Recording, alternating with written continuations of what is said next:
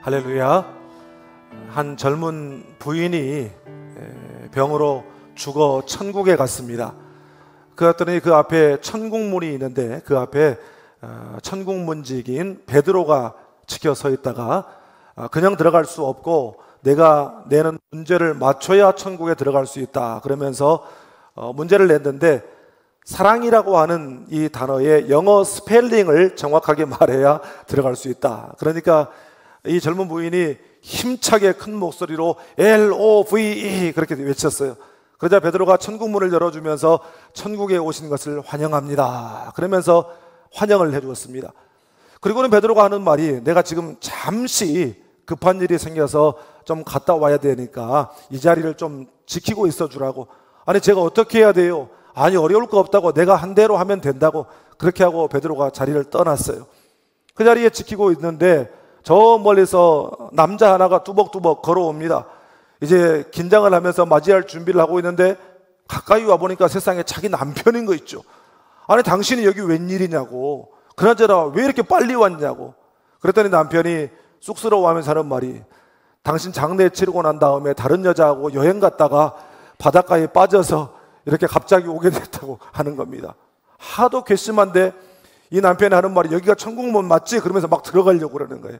그러니까 이 부인이 그 앞을 가로막고 서서 그냥은 못 들어가고 내가 내는 문제를 맞춰야 들어갈 수 있다고, 내가 말하는 단어의 영어 스펠링을 정확히 말해야 된다고. 그러니까 이 남편이 우습게 여기고 빨리 말하라고. 그러니까 이 부인이 깊은 고심 끝에 이렇게 외쳤습니다. 체코슬로바키아. 체코슬로바키아 영어 스펠링 아는 분들 몇 명이나 계세요? 여러분, 천국은 누구나 갈 수 있는 곳이지만 아무나 갈 수 있는 곳은 아닙니다. 예수님께서도 나더러 주여 주여 하는 자마다 천국에 갈 것이 아니라 아버지의 뜻대로 행하는 자가 천국에 들어간다고 말씀하셨어요. 오늘 본문의 이 열린 하늘의 이 은혜도 온 세상을 향하여 열린 은혜이지만 그 은혜를 모든 사람들이 누리는 것이 아니라 하나님 아버지의 뜻대로 행하는 사람, 말씀대로 사는 사람, 믿음으로 사는 사람만 경험할 수 있는 신비한 은혜인 줄 믿습니다. 에스겔서는 바벨론의 포로로 끌려가 있는 이스라엘 백성들에게 소망을 주시기 위해서 쓴 성경입니다. 이 에스겔 선지자는 본래 제사장 출신인데 이 바벨론의 2차 침공 시에 그 당시 유다의 왕이었던 여호야긴 왕과 함께 포로로 끌려간 사람인데, 그 포로로 끌려갈 당시에 그의 나이가 25살이었고 이제 5년이 지난 후에 그의 나이 30살이 되었을 때에 하나님께서 그를 찾아가셔서 그를 부르시고 선지자로 세움을 입은 사람입니다. 오늘 본문은 에스겔의 소명 장면으로서 이방 땅에 그야말로 절망의 상황 가운데 있는 에스겔을 하나님께서 찾아오셨는데 하늘을 열고 찾아오셨다라고 말씀합니다. 그리고 그를 부르시고 소망의 말씀을 주셨습니다. 답답한 우리의 현실과 우리의 인생에도 하늘이 열리는 영적 체험이 있기를 축복합니다. 그래서 열린 하늘의 은혜를 다 받아 누리는 우리 모두가 될 수 있기를 주님의 이름으로 축복합니다. 먼저 오늘 본문 1절 말씀을 함께 읽겠습니다. 30째 해 넷째 달 초닷새에 내가 그발강가 사로잡힌 자 중에 있을 때에 하늘이 열리며 하나님의 모습이 내게 보이니. 아멘. 에스겔은 25살이라고 하는 꽃다운 청년의 나이에 포로로 끌려갔습니다. 그리고 포로로 끌려가서 지난 5년 동안 그야말로 소망이 없는 절망의 암흑 같은 그런 시간들을 보내왔어요. 저는 에스겔의 이 모습을 묵상하면서 이 어두운 시대를 살아가는 우리 청년들의 모습이 오버랩 되었습니다. 대학을 졸업해도 직장을 얻지 못하고 구직난, 취업난, 그야말로 경제난, 수많은 어려움 가운데에서 그래서 이제는 연애도 결혼도 출산도 포기하고 살 수밖에 없다고 하는 이 시대의 청년들의 모습이 안타까운 마음이 들었습니다. 그럼에도 불구하고 오늘 말씀에 그런 절망의 세월 5년 만에 하나님께서 에스겔을 찾아가셔서 하늘 문을 열어주시고 그에게 소망을 주심으로 말미암아 에스겔이 소망을 얻고 뿐만 아니라 이제 절망 가운데 앉아있는 자기 민족 백성들 앞에 소망의 메신저로 쓰임받았다라고 하는 이 사실로 말미암아 다분히 소망이 되고 또한 위로가 되었습니다. 그런데 에스겔이 하늘이 열리는 그 체험을 한 장소를 그발강가 사로잡힌 자 중에라고 말하고 있습니다. 이 그발강이라고 하는 곳은 바벨론 지역 아래에 있는 그발강 유역에 형성된 포로민촌, 난민촌을 말하는 곳입니다. 시편 137편을 보면 우리가 바벨론의 여러 강변 거기에 앉아서 시온을 기억하며 울었도다. 그 중에 버드나무에 우리가 우리의 수금을 걸었나니, 바로 이 시가 바벨론 포로 생활의 서러움을 노래한 시입니다. 그들은 강가에 있는 버드나무에 그들의 수금을 걸었어요. 그 수금을 연주하면서 영광스러운 찬송을 부르고 기쁨의 노래를 불렀던 그 시절 영영 돌아오지 않을 것이라고 하는 그런 절망감에 수금을 저 나무 위에 걸어놓고 그 수금을 바라보면서 통곡과 절망의 노래를 부른 것입니다. 바로 그 역사적 배경으로 해서 만든 음악이 그 베르드 오페라 나부코의 우리가 잘 아는 히브리 노예들의 합창이라고 하는 곡입니다. 여기서 이 오페라 제목이 왜 나부코냐면 바벨론 왕 느부갓네살 그 이름의 이탈리아식 이름이 바로 나부코입니다.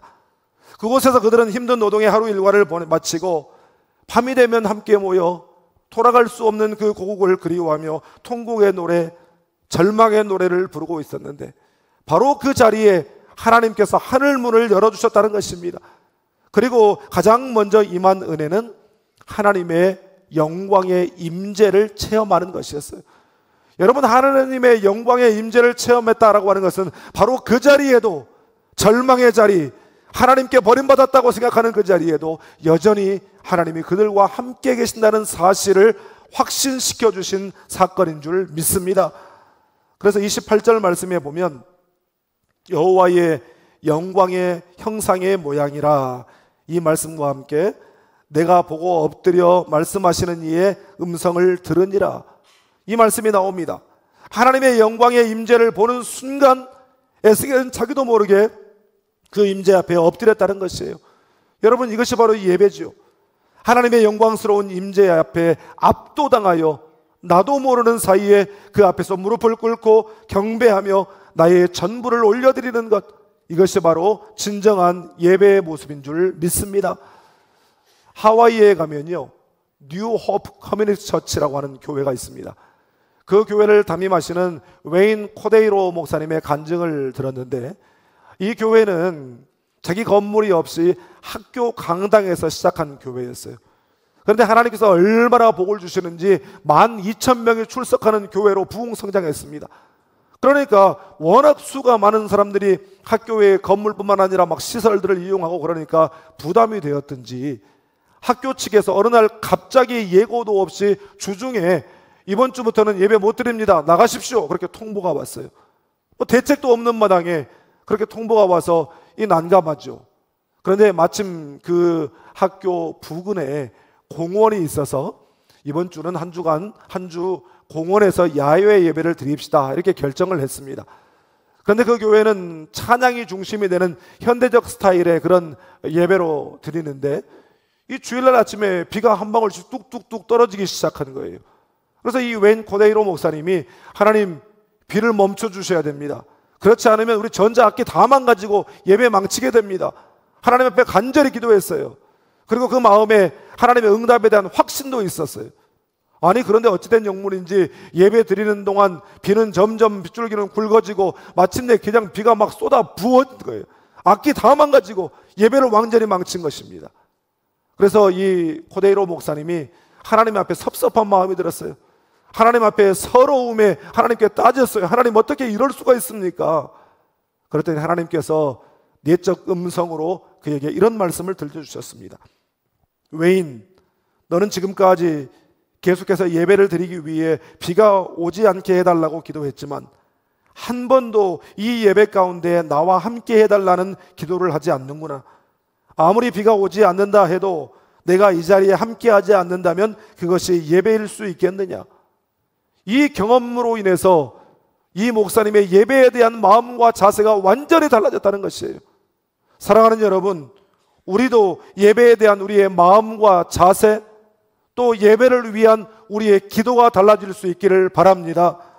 우리가 예배 자리로 나올 때마다 하나님이 함께 하시는 예배, 하나님을 만나는 예배, 하나님의 그 영광스러운 임재를 전인격으로 우리가 느끼고 체험하는 그런 예배가 될 수 있도록 사모하고 기도하는 예배자들이 될 수 있기를 주님의 이름으로 축복합니다.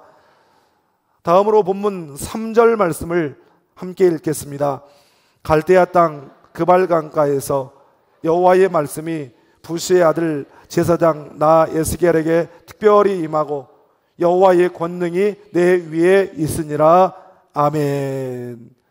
하늘이 열리는 경험 속에서 하나님의 임재를 체험한 에스겔에게 이어서 두 가지가 임했다라고 말씀합니다. 그 첫 번째는 하나님의 말씀이 임했어요. 그런데 그 말씀이 어떻게 임했다고 말하냐면 특별히 임하여 라고 말씀합니다. 이 특별히 임하여 라고 하는 이 말의 히브리어 원어를 살펴봤더니 어떤 의미냐면 분명히 있다, 확실하게 있다, 이런 뜻이에요.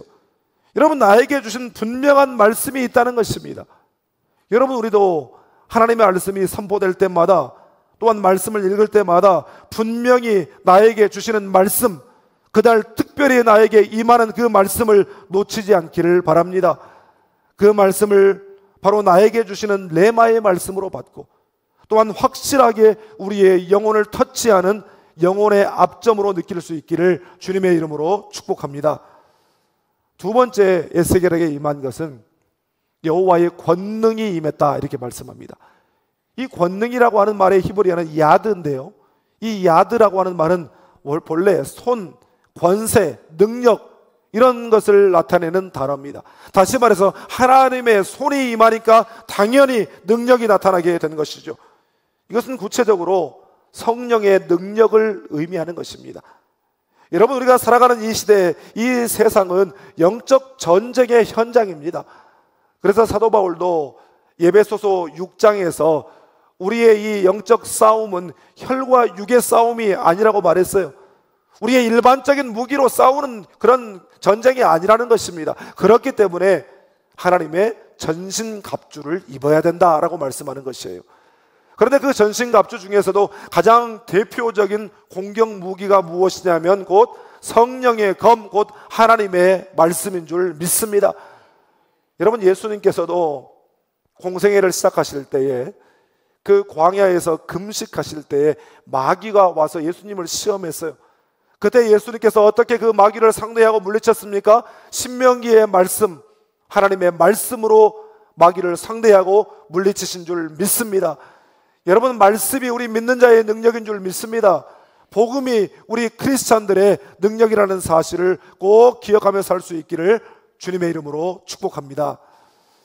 지난주에 담양에 있는 한 요양병원에서 암 투병하고 계시는 집사님이 계셔서 우리 부목사님들과 함께 신방을 다녀왔어요. 그런데 그 요양병원이 우리 순천 출신의 그 장로님이 운영하는 곳이라고 해서 그 병실까지 들어와서 예배를 드리게 해줬습니다.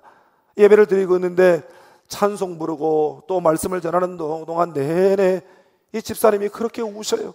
그 모습을 바라보는 저희들도 안타깝고 또 함께 눈물이 나죠.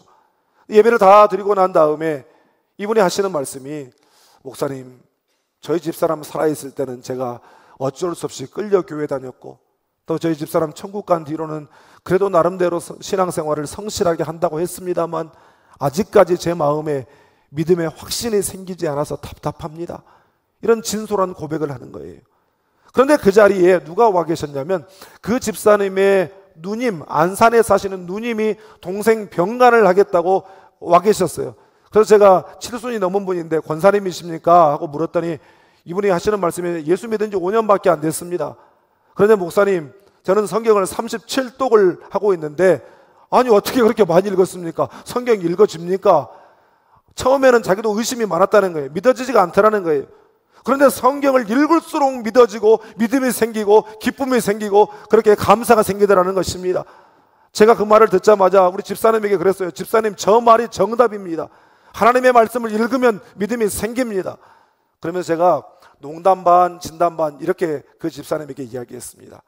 집사님, 우리 예수 믿는 사람들은 하나님 앞에 설 때에 이 세상에 산 연수만큼 성경을 읽고 가야 한다고 합니다. 집사님 지금 연세가 70이니까 제가 볼 때 한 85도군 하고 가야 될 것 아니요. 그러니까 오늘부터 열심히 성경 읽고 암 이겨냅시다. 그랬더니 집사님이 할렐루야 아멘 하시더라고요. 제가 몇 달 전에 우리 교회에 그 집사님 중에 병원 이전 확장 감사 예배를 드린 분이 있어서 이제 가서 예배를 드렸는데, 예배를 마친 다음에 이분이 감사의 인사를 한답시고 저한테 그러는 거예요. 목사님은 아무리 생각해봐도 양봉업자인 것 같습니다. 그게 무슨 말입니까? 말씀이 송이꿀처럼 너무 달아요. 그래가지고 거기에 있는 분들이 한바탕 웃었습니다. 여러분, 진정으로 나는 여러분들 모두가 말씀이 송이꿀처럼 단 그 경험을 하게 되기를 바랍니다. 날마다 성경 읽기를 통해서, 또 개인의 큐티 시간을 통해서, 그리고 이제 이렇게 교회에서 열리는 성경대학에 참여함으로써 말씀의 능력을 경험할 수 있기를 주님의 이름으로 축복합니다. 성령의 검, 하나님의 말씀을 붙들고 영적 싸움에서 승리하는 여러분 되시기를 주님의 이름으로 축복합니다. 마지막으로 본문 4절 말씀을 함께 읽겠습니다. 내가 보니 북쪽에서부터 폭풍과 큰 구름이 오는데 그 속에서 불이 번쩍번쩍하여 빛이 그 사방에 비치며 그 불 가운데 단쇠 같은 것이 나타나 보이고 아멘. 하늘이 열리는 경험을 통해서 에스겔에게 임한 세 번째 은혜는 바로 비전을 품는 것이었습니다. 오늘 본문 4절부터 14절 말씀에는 네 생물의 환상에 대한 기록이 나타나는데, 이거 모양도 이상하고 이게 뭔가 이해하기가 참 어려운 난해한 구절입니다. 그런데 여기 나타나는 네 생물은 하나님의 임재와 함께 수행하여 나타나는 그룹들, 천사들을 가리키는 것입니다. 하나님의 일을 수행하는 그런 천사들이에요.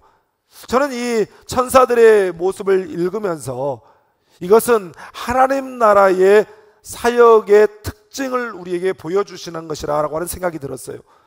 먼저 9절 말씀해 보니까 날개는 다 서로 연하였으며 이렇게 되어 있습니다. 천사들의 날개가 서로 연결되어 있다는 것이죠.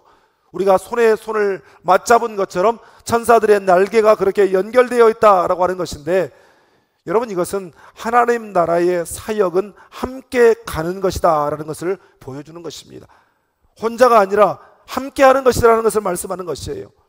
또한 두 번째로 9절 하반절에 말씀해 보니까 또 하나의 특징이 나타나는데, 돌이키지 아니하고 일제히 앞으로 곧게 행했다 이렇게 말하고 있습니다. 한 번 그 길에 들어섰으면 뒤돌아서지 않고, 또 삐딱한 길로 곁길로 새지 않고 바른 길로 정로로 스트레이트 어헤드, 곧바로 똑바로 앞으로 그렇게 가는 것이 하나님 나라의 방법이라는 것입니다.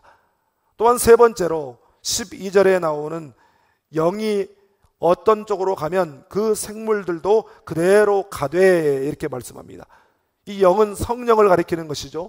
하나님 나라의 사역은 철저하게 성령의 인도를 따라가야 된다는 것을 말씀하는 것이에요.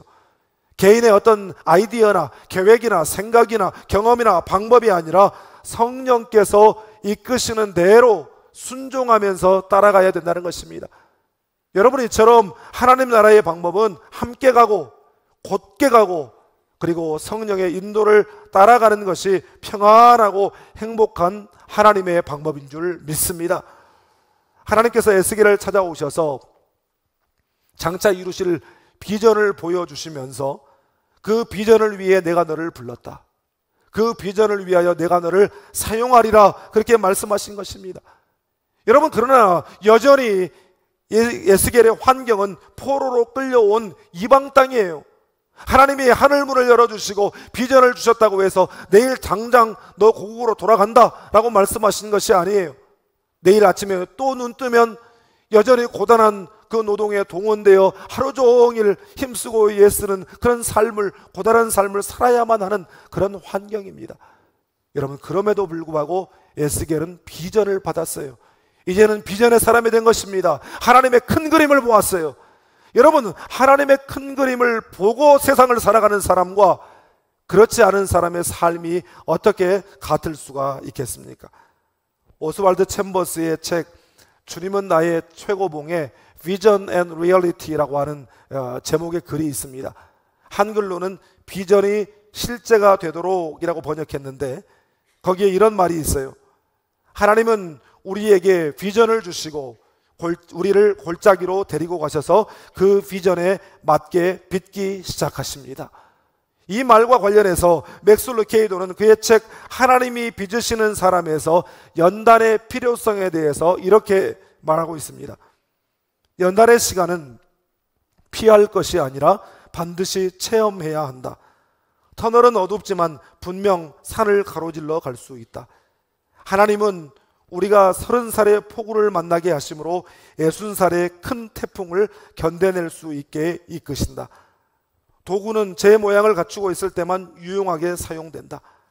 날이 무딘 도끼나 휘어진 드라이버는 손질이 필요하듯이 우리 또한 마찬가지다. 만약 하나님이 당신을 대장간의 모루 위에 올려놓으신다면 감사하라. 당신이 아직 고쳐서 쓸만한 가치가 있다는 뜻일 테니까.